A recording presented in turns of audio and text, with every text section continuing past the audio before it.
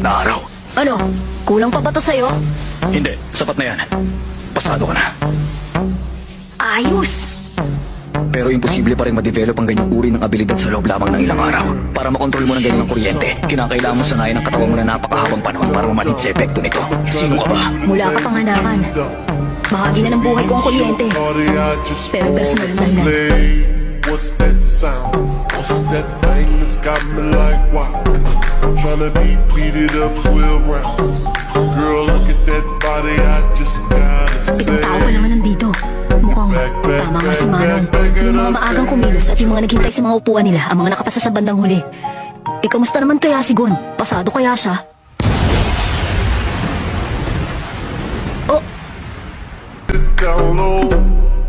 When you pick it up, Gon! girl, I'm ready to blow. mabuti na lang! Ang saya ko nakapasya ka rin! Ako ba?